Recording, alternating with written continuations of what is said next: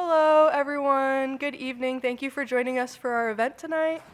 It's my pleasure to introduce Dr. Anne Rathbone Bradley. She is a professor at the Institute for World Politics and the George and Sally Mayer Fellow for Economic Education and academic director at the Fund for American Studies. Her work bridges economics, public policy, moral philosophy, and Christianity. She has taught at Grove City College, Georgetown University, and George Mason University, and has previously served as an economic analyst in the CIA's Office of Terrorism Analysis. This evening, she will be speaking on a Christian case for economic freedom. Please join me in welcoming Dr. Anne Rathbone Bradley.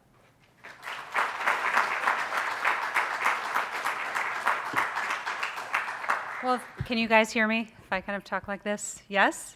Okay, well, good evening. It's such a pleasure to be back at Grove City. I don't think I've been here since COVID hit us, so I'm very pleased to be back.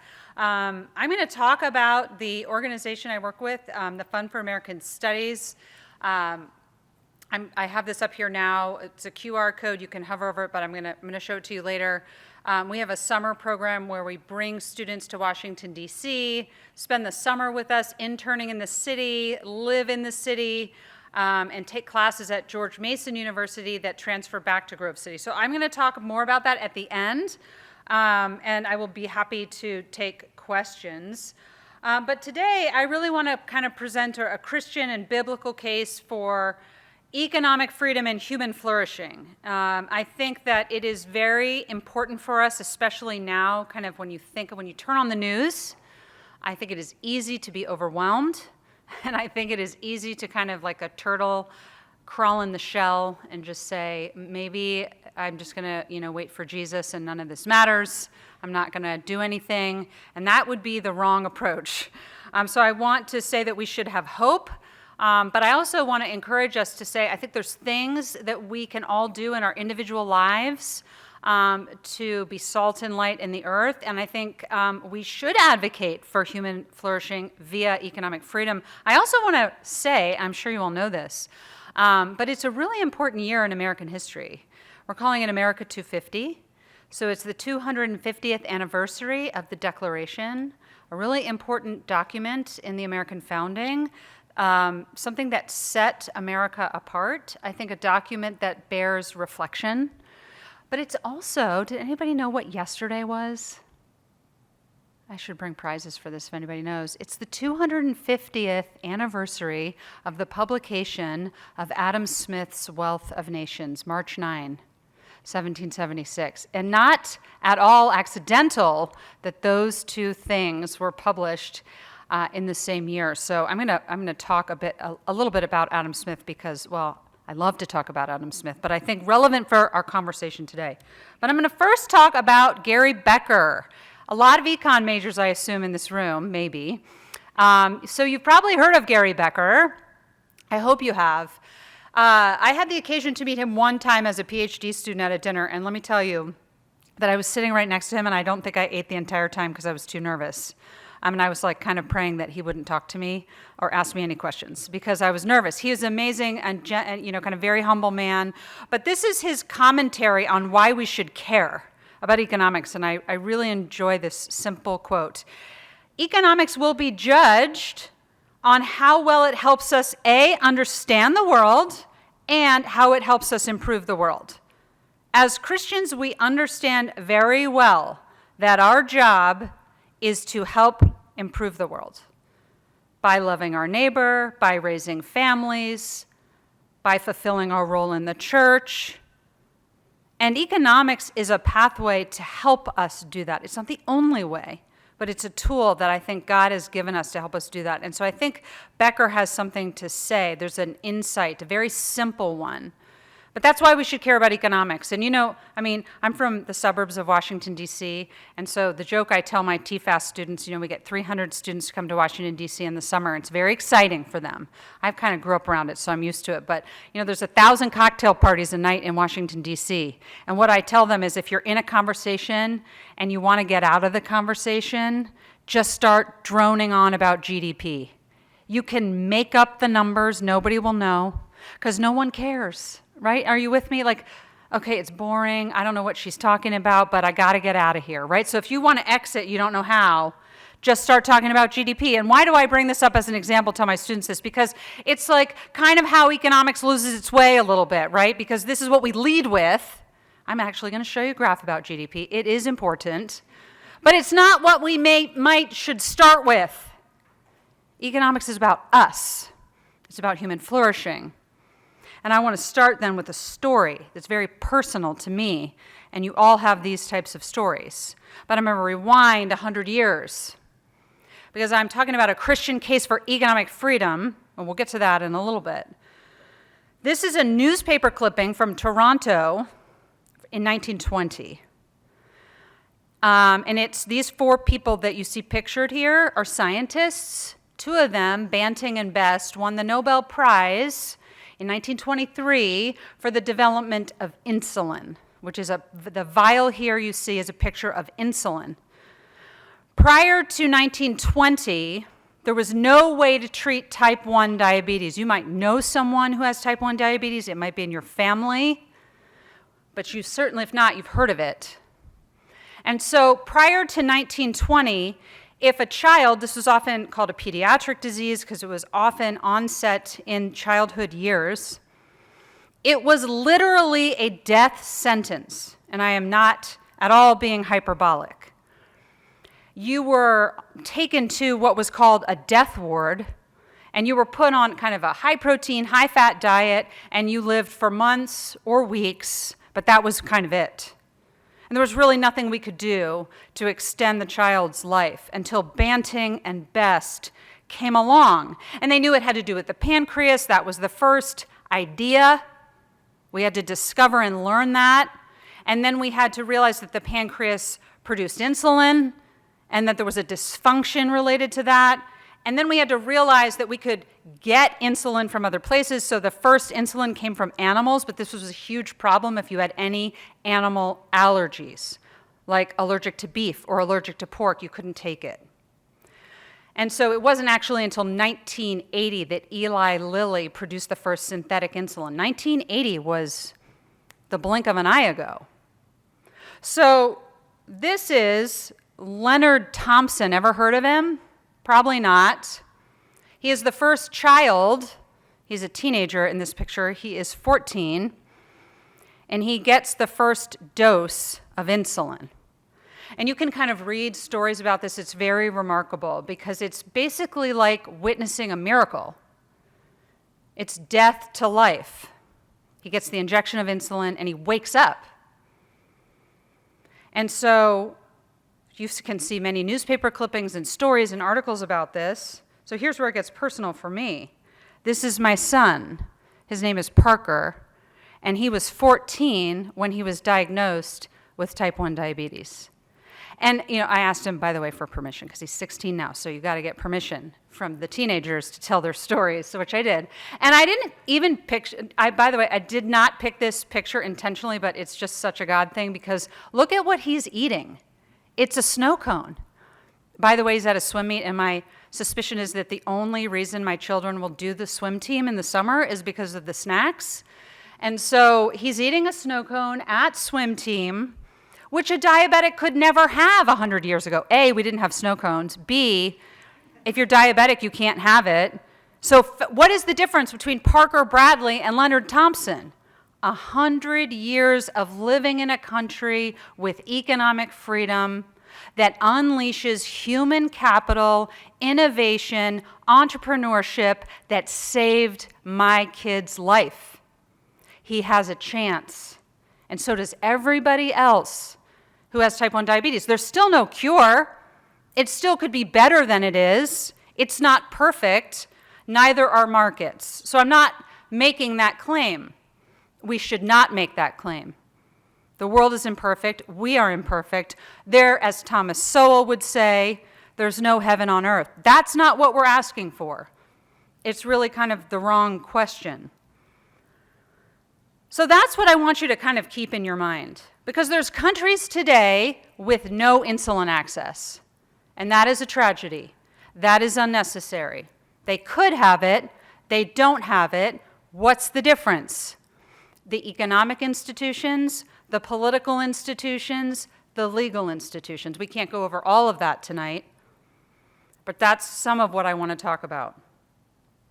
So what's the goal in all of this? The goal is human flourishing. That is our telos. We get that from Scripture. This is from a theologian named Jonathan Pennington. This is from his 2017 book. It's called Biblical Human Flourishing and the Sermon on the Mount. So this is just a very short excerpt, and if you want more, you should read that book because it's action-packed, and he very, very carefully and exegetically goes through what this means. But this is a very kind of short quote that I've stitched together from a longer paragraph, and I want you to pay attention to how he's characterizing a society that experiences what he calls shalom. So, when you read shalom in Scripture, what is the word that comes to your mind? Peace, right? Pennington says peace is insufficient. Because peace is the absence of conflict, the absence of violence, and that's, of course, part of shalom. Absolutely part of shalom. But shalom is not just that we don't use violence against each other, that we are not at war with one another, that we don't beat each other up and take each other's stuff. It's a much more robust conception of God's created order working the way he desires it to work. And I want you to look at the adjectives that Pennington uses. Shalom is human health. Think about the story I just told you from my own family. There's thousands and thousands of stories like that. Health, wholeness, resulting in strength, fertility, and longevity. The vision of shalom is at the core of God's redemptive work. The core of God's redemptive work.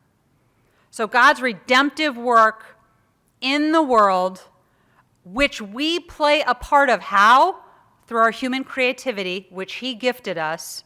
So part of the work of our hands in the world is to restore shalom. Now, we can't do that perfectly, right? Only God can perfectly and will one day perfectly restore shalom. But have you ever thought about, you're college students, most of the people in this room are college students, and you have different majors, and you feel God calling you to do different things. I've talked to some of you, lawyers, economists, teachers, many other, and that's just professionally. You're going to be coaches. You're going to do a lot of different things in a variety of capacities in your life. And you have to follow the gifts and skills and talents that God has gifted you in all of those capacities. That is your duty. And in doing so, you're going to be part of the redemptive process by reweaving shalom. Moreover, what Pennington helps us understand is that biblical shalom, biblical human flourishing, includes material well-being. I would take you back to the first sentence here. How do we get human health, wholeness, fertility, longevity if everybody is poor and suffering? Back to Adam Smith for a moment. Adam Smith even understood this.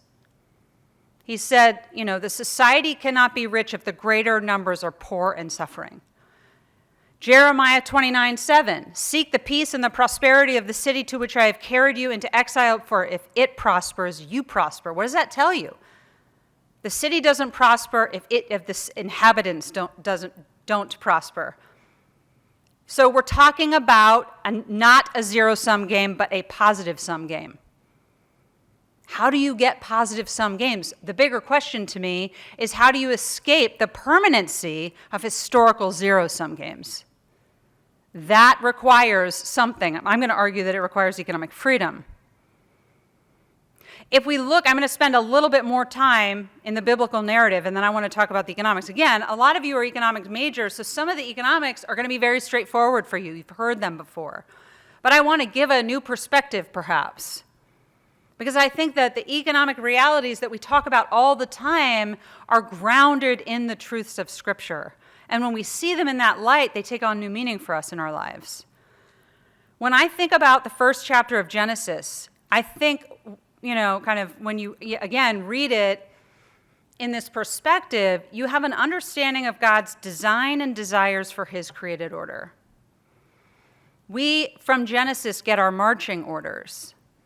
Especially, you should go back and take a look at Genesis 26 through 28. We are created in the image and likeness of God. That image and likeness of God is repeated 3 times in those verses. God gives us dominion. We are stewards of his created order. God is pro-life and pro-growth. Everything in creation grows. The seed grows into fruit, into plants, into trees. That's its nature. We grow from little children into adults. And death and sin was never part of the original plan, was it? So in the original chapter of Genesis, we are told to be fruitful and to multiply. Pro-growth, multiply, have children, bring up families, build cities, be part of communities. There's a social nature to our existence. And so we have to think about living and connecting socially with one another. Moreover, we were created to work. That's our purpose. Genesis 2:15, there's 2 parts to the original text of this verse. The Lord took the man and put him in the garden to work it. That's the first part, and to care for it. I want to talk about each of those aspects of the verse. To care for it means don't destroy it, right? Don't run out of the resources. Don't destroy them. Don't pillage them. Don't plunder them. So you can kind of see this picked up when we talk about environmental stewardship, right? And it makes sense to us. Don't just destroy things for the sake of it. So we have to think about that in our use of God's created order. We are to use it, but not to waste it or destroy it. But we're also to work it, which means to change it. And the word there is abad. And when I say this word, I want you then to kind of keep this word in the back of your mind as we continue the discussion. Abad means to serve. Our command is to serve God's creation and to serve each other. So my question for us is, how do we do that?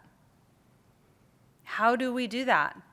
We do it through our work. So one translation of abad is literally to till the soil. So again, think back to the story of Genesis. After every day, God says what? It's good.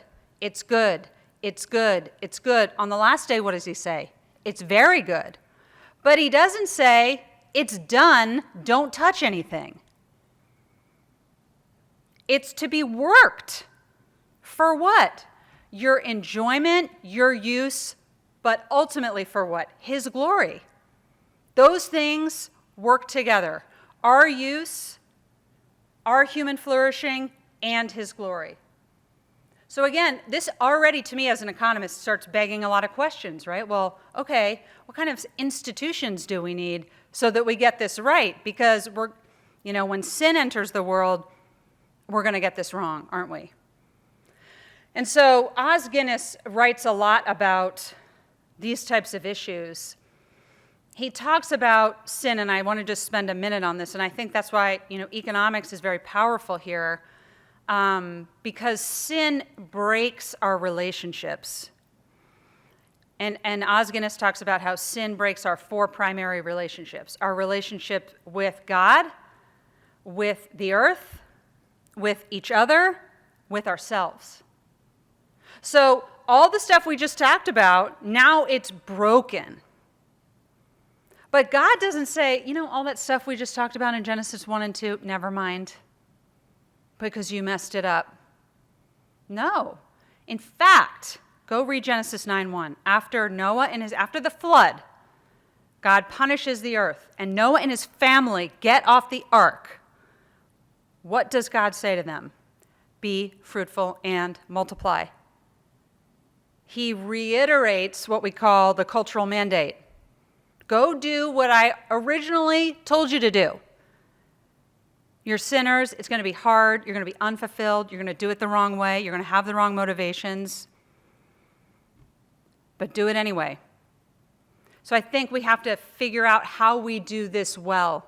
We can't do it perfectly. How do we do it well to God's glory? Serving each other. Abad. That's our goal. That's our purpose. That's what we're created to do. And when we do that well, we get fulfilled.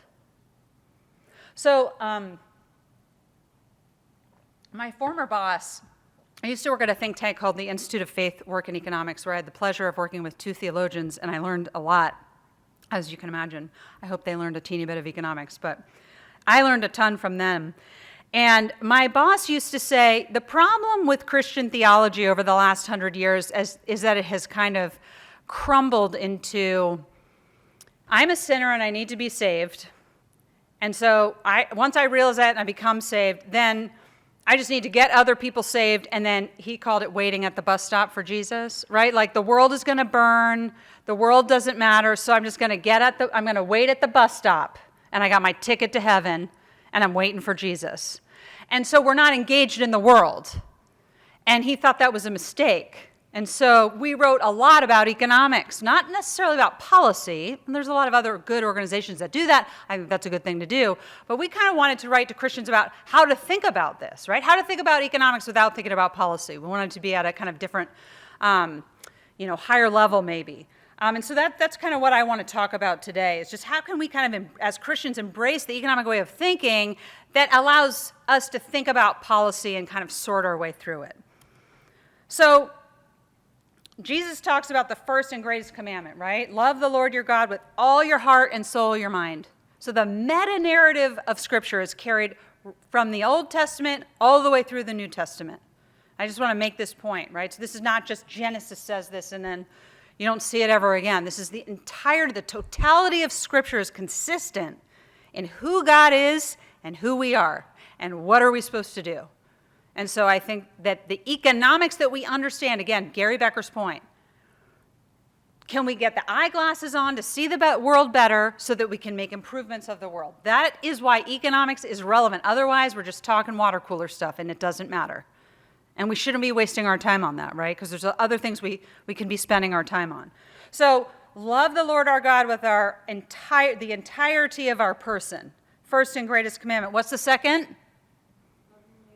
Love your neighbor as yourself. Let me ask you a radical question. And you're Grove City people, so you might have already been thinking about this. Sometimes I go to places and they're like, what is she talking about? Have you ever thought about the fact that the market economy is an avenue for you to love your neighbor? I don't want to overstate it because you could.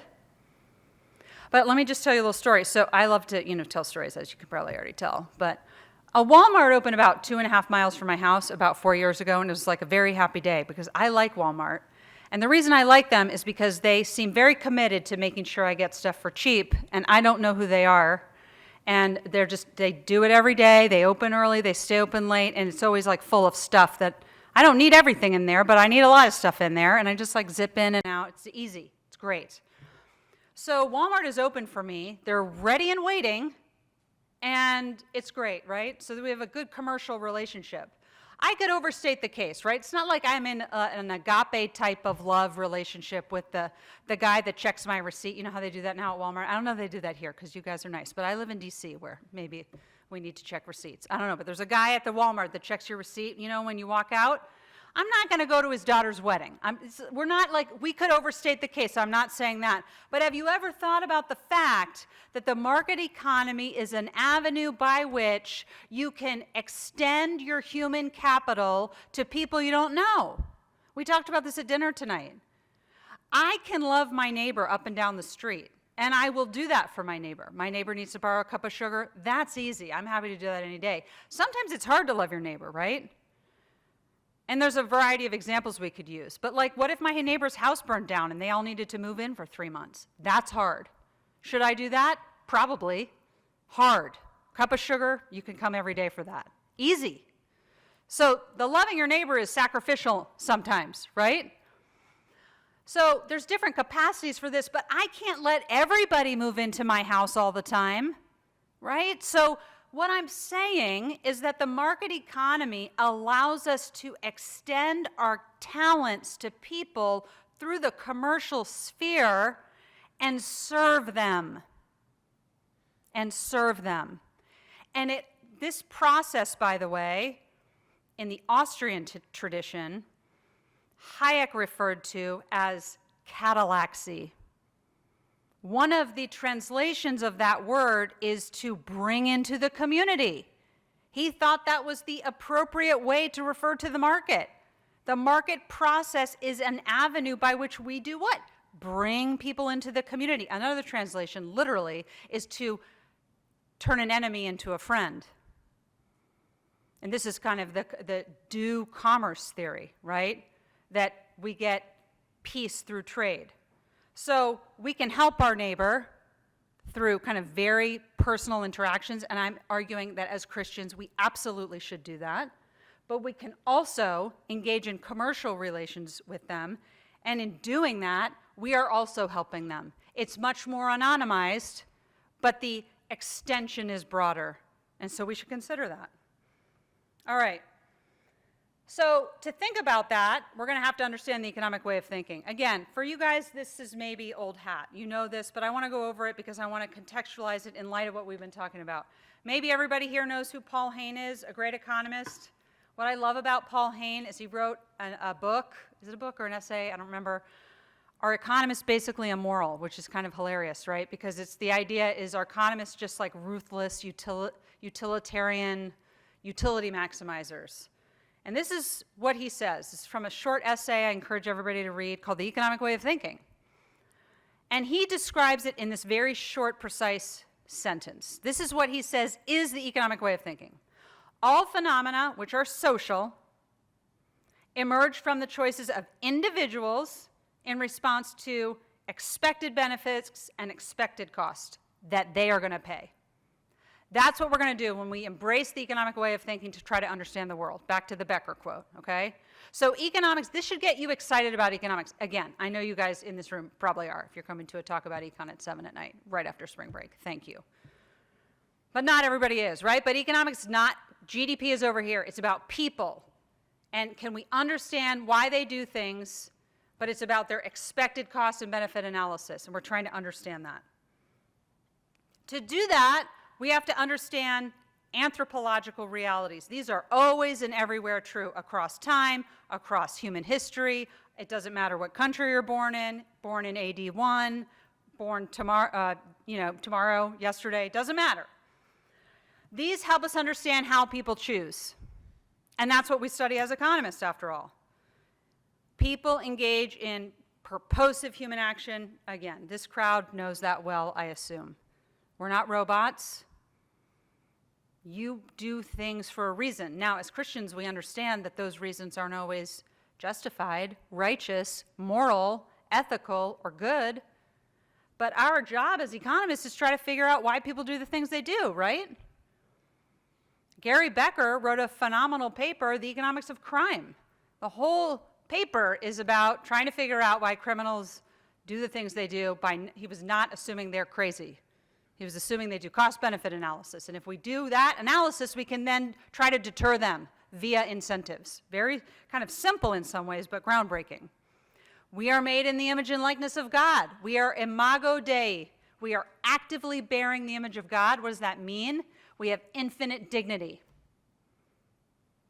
Infinite, immutable human dignity. This then, I don't really have a lot of time to talk about this part, but this means there's going to be a lot of limits on government and a lot of limits on human behavior, frankly. It means that we also are creative as God is. God can create things ex nihilo, out of nothing. We cannot do that, but we are commanded to create something out of something. That's part of how we are created. We are unique. There's never been another you to walk the planet, and there never will be. Which is interesting because it means we need each other. This is why trade in economics is so important and well studied. You would never trade if everybody was exactly the same. We only are propelled into trade anthropologically because we are unique. That's the margin for arbitrage and the benefit for arbitrage. And God, of course, made us socially in that way to bring us together. Of course, we have limited knowledge and skills, and we make choices on the margin, right? Because we are not omniscient. And so we have to kind of deal with the incremental reality of daily life. And of course, shout out to Adam Smith. He is a great economist because he understood human nature. We are self-interested. You see this coming up in Scripture, by the way, as well. Self-interest, I think I just want to make a point here. Self-interest, the point is not that what Adam Smith was saying is not that we're never greedy. He's not saying that greed is good. Greed, of course, is wrong from a Smithian perspective, and of course, more importantly, from a scriptural perspective, greed is always wrong. But what Adam Smith is not saying is that this can never include sacrifice. Of course, we can act benevolently. We can engage in sacrifice. If you have parents, surely they have sacrificed for you many, many times, right? And you have sacrificed for them and for siblings, and et cetera. But it's that we can't do this full time. It's impossible for any of us to do that. And so self-interest limits our ability to be able to be endowed with power. Power, and this, of course, is what the Declaration, right, and the founding of the United States is built on the fear of tyranny because of the recognition of self-interest. So let's talk about some economic realities. Does anybody know what this is a picture of? I'm sure you've seen it many times, maybe. What is it? Just shout it out. Yes, it's the Korean Peninsula. When was this taken, do you think? This always trips people up. I'm not looking for a date, because that would be like a crazy question. Yeah. Yes, that's right. Give me a little more. Recently. Yes, give me a little. Yesterday. I'm just kidding. Give me a little more. Yeah. Thank you. Not. See, it's so easy, right? At night. Why is that significant? Why is it significant that this was taken at night? Not also. Just shout it out. It's not a trick. What's going on in North Korea at night? Nothing. Nothing is the answer, right? It's dark. Can you see the little blip of light at night in North Korea? Who do you think has the light at night in North Korea? If you had to guess, not knowing anything about the geography, I'm not assuming you know that. Who has the light? Yeah, the political class. They got a little light. What's going on in South Korea at night? Everything. Yeah, they're having parties. So I just tell my students, I'm like, okay, guys, have you ever started your calculus homework at 2 a.m. because you procrastinated? And they, of course, raise their hand that they've done that at least one time. You get to do that because you have energy abundance. And then I'm going to ask you guys to do the same thing. I ask them to go home to their dorms and count the number of outlets that they have in their dorm, and they never know. They have to count it. Right? Because we take it for granted because we have no idea because they're just around. And if it didn't work, if you went and plugged in your laptop or your phone and your outlet, you would be like, what is happening? Because it's so shocking, right? You would call somebody right away.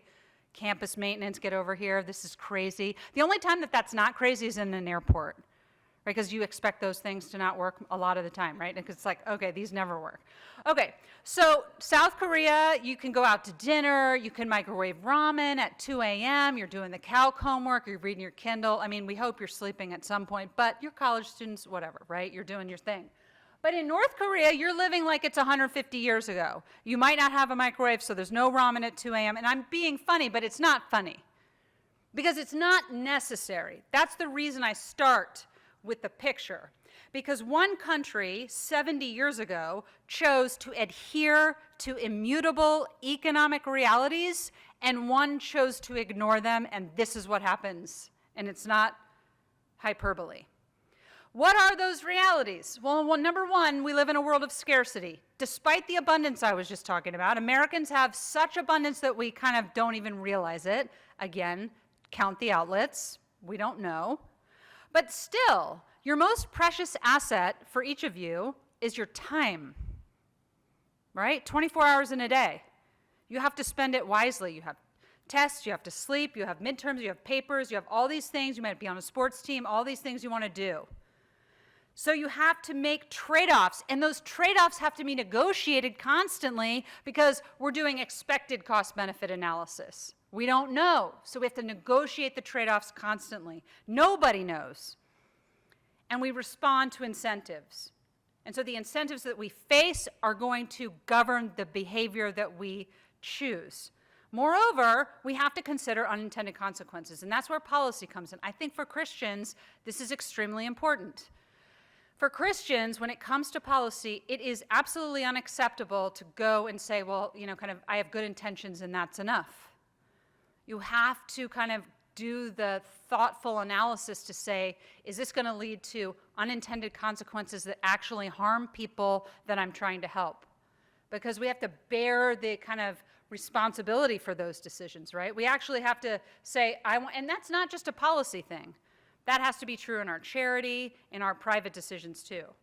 We have to say, I want this outcome, and so the actions I take have to achieve that outcome, and if they don't, then I need to rethink it and do something different. And productivity is social. What we have learned from studying economic growth since Adam Smith is that if you want a nation to go from rags to riches, the way that that happens is by increasing individual productivity. And that is obtained by advancing economic freedom. That is the name of the game. And that is tied to each individual person's human capital. And human capital, the point I'm trying to make, is a gift from God to you, but it is not yours to keep in isolation. It is your gift to the world, to your children, to your family, to your neighborhood, to your church, to everywhere that you volunteer, to every club that you're in, but also to the labor market where you're going to ultimately sell your labor. So I'm going to skip some of this stuff because I always have too many slides and not enough time. But if you don't believe me, here's the proof. This is world GDP forever since AD 1. Like I bashed GDP for a minute and here I go talking about it. But this is remarkable. If you're going to get like jazzed geeky about a graph, this is it. It's horizontal. It's on the horizontal axis for all of modern human history, AD 1 to now. Lots of economists have studied this and they all come up with the same results. Most people live between $1 and $3 a day forever. And we lift off the horizontal axis around 1800. When I ask my students what that was that caused us to get off the horizontal axis, what do you think they say? What happened around 1800? Industrial Revolution. That's the right answer, but it actually kind of like, to me, begs a lot more questions. Well, what was it about the Industrial Revolution? Why didn't the Industrial Revolution happen in BC 50? It could have. We had everything we needed, all the raw materials in the earth, and we had human capital. We have more human capital now. We didn't have the right institutions. Those institutions are economic freedom. What are the institutions of economic freedom? Limited government, low levels of regulation, protection of private property, freedom to trade, and sound currency. And those are the 5 things that economists measure. When countries embrace those 5 things, this is what they get: exponential economic growth. It is astounding. And I want to kind of show you the map. So Milton Friedman says, hey, we're going to start measuring this. So in the 1970s, the Fraser Institute started measuring economic freedom. Every country gets a score on those 5 things I just mentioned, 0 to 10. The blue countries are the best. The red countries are the worst. I should have brought prizes. Does anybody want to guess what the worst country in the world is in economic freedom?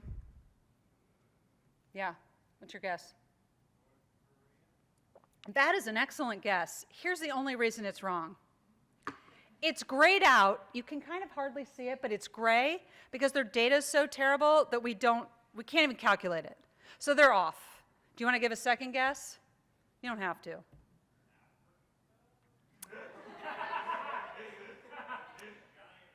It's a giant, yes, Africa, the continent of Africa struggles in economic freedom.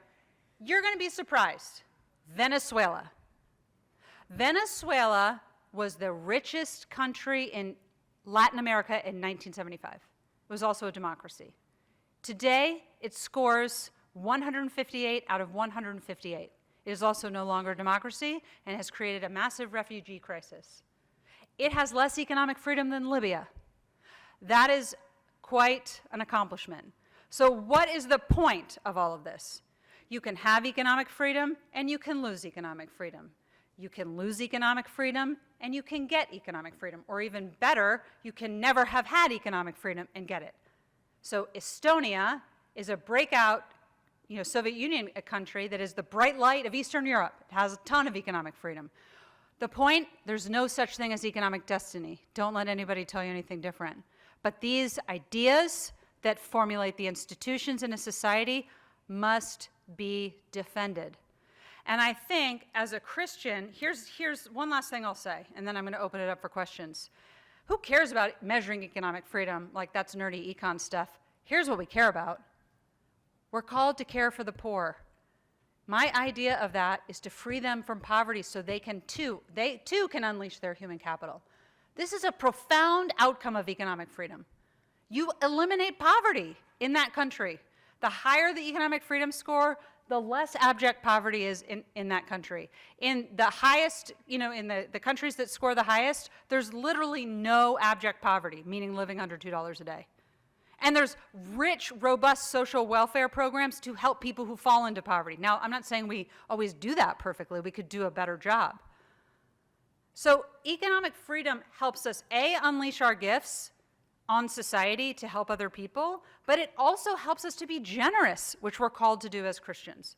So I'm going to stop there and take whatever questions you have, and I'm happy also at any time to answer questions about TFAS. So if anybody wants to hear about that, just ask me in the Q&A, and I'll be happy to talk to you. So do I call on people and we give them mics? Is that what we're doing? Or yes, okay.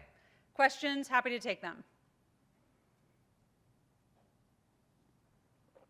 If you don't, I can also just keep talking. Yeah, excuse me, we have a question over here. Sorry, I'm coming with the microphone. Great, thanks. Something I've wondered for a long time. I have some economist friends, well, my brother-in-law in particular, that they've argued that this practice of the government continuing to spend and spend, it won't really have any troublesome consequences. Now, a household can't do that, obviously. It's insane. And I've wondered about this a lot. I've heard claims that for large-scale economies, for countries, you can actually do that without bringing in these really horrible effects. I have a really hard time believing that's true. It seems completely non-biblical. But there must be a reason why some people claim that this is sound policy. So two things. Do you think this is sound policy? The government just keeps on spending and spending and spending, I suspect no. But do you also know why some people say this is a good idea and that we're not ending up going down a really dangerous path? You guessed my opinion right. Yeah, I think that is just not tenable at all. I think it's actually pretty dangerous. But I guess one reason one might say that is because maybe you believe you can make an argument that, well, first of all, I think politicians love these arguments from economists because politicians of all stripes, by the way, left and right, like these arguments, especially if they sound technically sound. Like, we have this great MIT paper on this, and we are going to do all these kind of sophisticated technical things, and it's going to be fine. I think one of the problems is it might be fine for a while, and by the time it's not fine, the people that have done the damage are long gone, and that's where we are right now. And so I think that's a real problem, is that right now, the young college students in this room, their grandchildren have debt that they have not consented to. And I think that's a moral, a fiscal, and a spiritual problem. And they will have to deal with it. There's no question. And so, I don't have a good answer for how to solve this problem other than how households have to solve this problem, right? Which is eventually The rubber meets the road. I wish I had there's a really great visual on this, but basically shows you, I like to show it to my students. So in 2024, you see the kind of the outcomes of the end of the fiscal year. And we have $7 trillion in spending and $5 trillion in revenue. And so just in 1 year, you have $2 trillion in a deficit, but you're adding that on to $30 trillion in debt. And so this is untenable, but the big problem is the unfunded liabilities, which is Social Security and Medicare. So what might cause this to start to unravel, meaning, we can't do it anymore, is that those are becoming insolvent. So if they become insolvent, what I mean by that is we have to reduce benefits for living people who are on those benefit packages. That's going to cause people to become upset. But maybe that's what forces a change. Here's the other kind of really difficult public choice kind of political problem. It's very hard to take benefits away from people who are getting them. I think it would be easier to grandfather in young generations. Like they might say, it's okay, I'm a long way from 62 or whatever the age is. But it's very hard to take it away from somebody who's 62 and expecting to live to 85. So I don't know, the economic solution is very clear to me. The political solution is not clear to me at all. And that's the impasse. But we've been there for a very long time. I do not know. I do not know. I think they make things up and people publish them and it's criminal. That's my answer, which is, I can't explain why anybody would do that. I don't know. Not sound economics.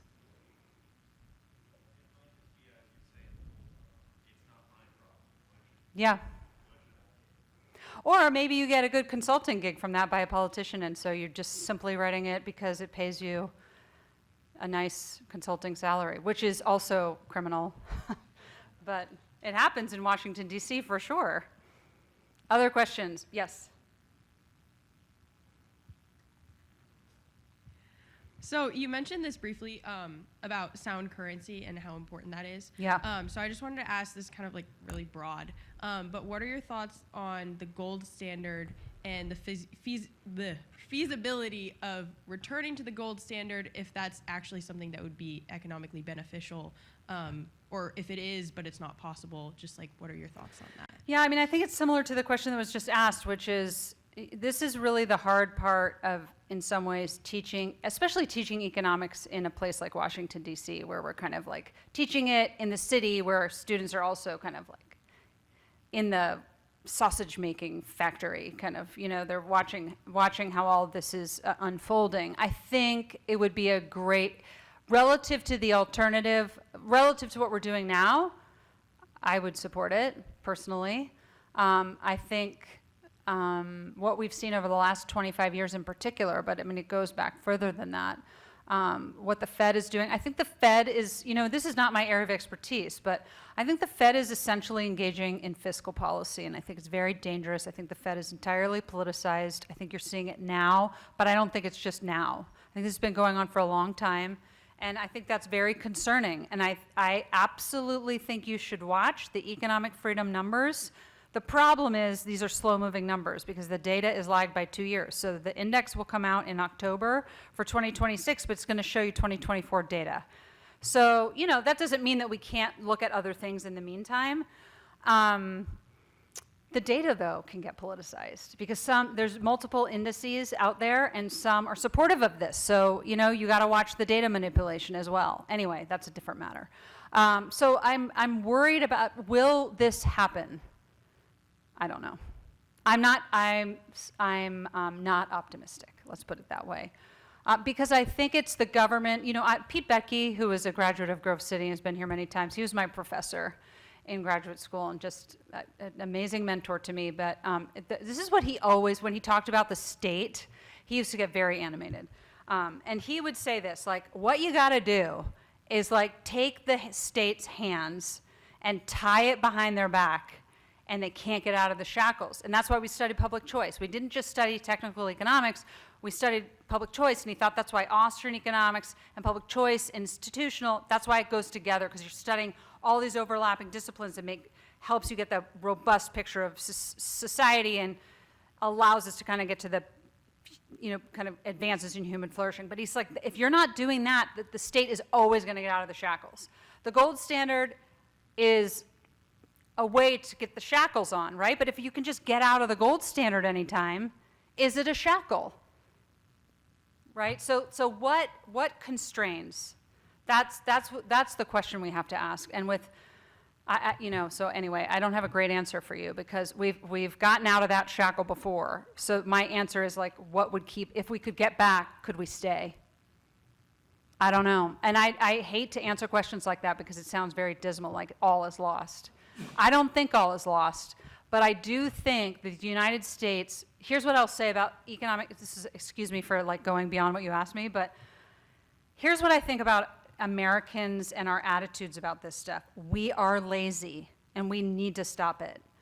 It is very easy to believe America's the leader of the free world. Everybody will listen to us. They always have. We're the leaders in economic freedom. We'll always be. And that is not true. That is just not true. If we're not vigilant about the ideas of prosperity, human flourishing, and freedom and limited government, we will lose it. I am not trying to say you should go home and not sleep tonight because of that, but I think that means we need to be involved, and I think we need to be agents of positive change, and whatever that looks like for each of us will be different. For me, it's being in the classroom and teaching economics. That's my way. I think I'm not going to change the world by myself. No, none of us is, but we have to figure out what our role is. But I think if we don't defend the ideas, we'll lose it. So I just think it's easy as Americans to be lazy, and we absolutely can't do that. So it's a great question you asked. Thank you. Other questions? I have a question here. Going off of the first question, specifically regarding like Medicare and Social Security. Yeah. What do you think the role of the federal government should be regarding like social welfare programs and healthcare? Like, are you kind of libertarian in the view that we should, for the most part, stay out of that, or do you think that the government does have a role to ensure things like Medicare and retirement for certain people?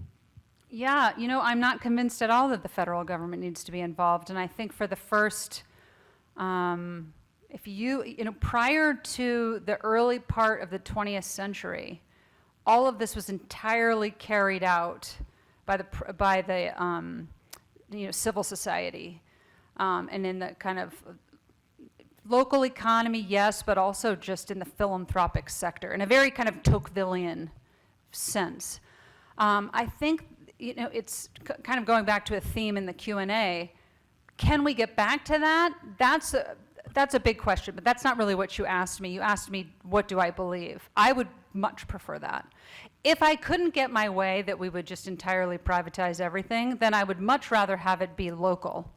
And I think that there's a lot of Christian and Catholic teaching on this issue, which is a federal bureaucrat in Washington, D.C., no matter how well-intentioned, has no idea what poverty in Pittsburgh, Pennsylvania looks like or what it requires, nor in Minnesota, nor in anywhere else, right? They're too far removed, but somebody living in Pittsburgh that forms a charity dedicated to what's going on in Pittsburgh, which will be different than what's going on in Miami, which will be different than any other city, I think that's where we get in and we help. Another thing I will say about this is bureaucracies, by their nature, can only treat generic problems, and poverty is about individual human beings and their individual problems. And so this is where the church, Paul said the local church is the hope of the world. And the problem is the church has been crowded out by the government here. And so I think we need to take back the church. And it's not easy, but I think it's possible. Maybe running out of money is actually, how the church can take some of this back. But I don't think that you can help people by simply writing them checks. I mean, think about if somebody has a drug addiction, you're going to have to walk with them for years to get out of the addiction. And that takes a personal relationship. And probably money as well, right? But it's not just like writing them a check and giving them food stamps, which actually what the federal government has done in their efforts to help people is created massive unintended consequences, including destroying the family, creating out-of-wedlock births, and creating intergenerational dependencies, which is like the exact opposite of everything we want. So if I could get the federal government out of, if I couldn't get my ultimate wish, which is privatize it and have the church and private charities doing it, I would at least want the most local form of government to do it. Good question. You should also watch a 10-year-old documentary, which is amazing. It's produced, I show it to my students every year. It's called Poverty, Inc. It's produced by the Acton Institute, and it's entirely dedicated to this issue. It's really powerful.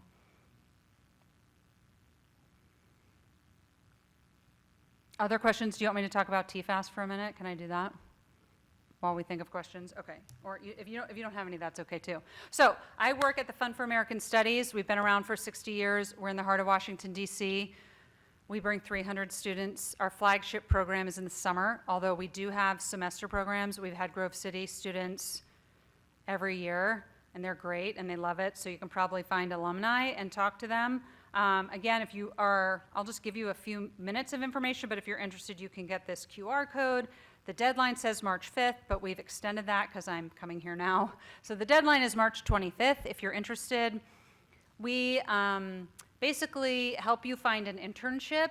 You work Monday through Thursday. Some people work on the Hill. Some people work in a think tank. We have a journalism track, so if that's your interest. So we kind of ask you your interests and then try to help position you in your internship aligned with your interests, and then you take classes with me and other professors that are well known to Grove City. Chris Coyne is one. Rosalino Candela is one. He teaches economies in transition. I teach economics and public policy problems. We have a couple political science classes. So you take classes Tuesday night and Friday morning, and then you do a lot of fun things as well. Rand Paul usually comes and speaks to our students. We have other kind of people come speak. You go to baseball games. You do a lot of, so it's kind of a very immersive experience. If you are interested in working on the Hill, working in politics, all those types of things, it's a great experience. My TFAS TA for the last 3 years is a Grove City alum, Susanna Barnes. Her married name now is Susanna Pettit. So we have a lot of Grove City students who've really enjoyed the program. So if you're interested, I'm happy to stay after and talk to you, but just wanted to share that. That's part of why I'm here. And we can go on to talk about substantive questions as well if you have them. So just wanted to share that. Any other questions? Or I can address questions about this as well if you have them. Or if we're done and tired, we can stop.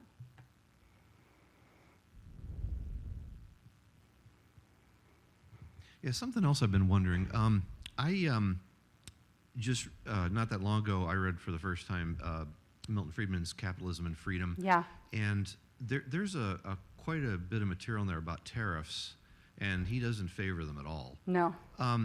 I just don't get what Trump has been doing, but I heard somebody on the radio say they thought that the reason Trump is so enamored with them is because he comes from a real estate background instead of like he didn't make his money by building factories or something.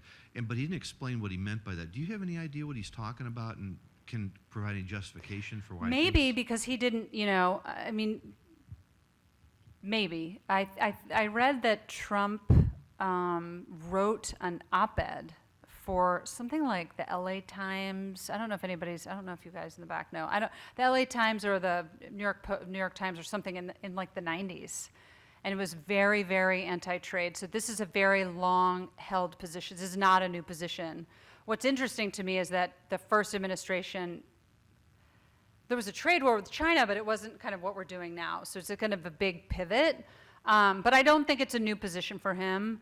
I think he's taking it to a new level right now. But it's very possible that, depending, if you're buying a building, that's kind of very different than importing steel and building houses, right? Or building cars or something like this. So that doesn't mean, though, that you're immune from the tariffs. It means that you're not, directly, if you're not directly building a house and you're buying an existing house, then I could maybe see why he doesn't feel, or he hasn't in his career personally felt the costs of tariffs. My own view on, I think a great person to listen to that has tried to understand and interpret this administration's position on tariffs that you should listen to is Doug Irwin. He's excellent. He's a trade economist. He's at Dartmouth. And I'm going to give you if you just Google this, you'll find it very easily. Econ Talk is an amazing podcast. So if you Google Econ Talk, Doug Irwin, trade tariffs. Sorry, that's kind of a mouthful. You will find that should pop up right away. It was recorded about a year ago, and Russ Roberts is the host. So Russ and Doug spent like an hour and a half. It's very long, but I've listened to it like 4 times because I learned so much. But they go over kind of a lot of the different claims that Trump has made about why he likes the tariffs, and then they kind of use economic reasoning to argue whether they think it will be effective. So you might appreciate it. Because I think the problem is tariffs have a purpose, maybe. They're a tax. So you could say, like, okay, they raise revenue, that's what taxes do. But they can't certainly do everything. They can't create jobs and stop fentanyl and onshore jobs. What am I missing? And all they can't do.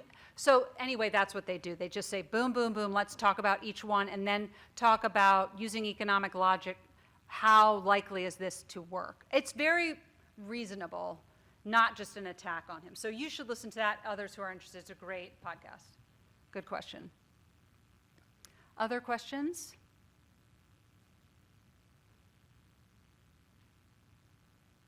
Okay. Thank you all so much for having me. Appreciate it.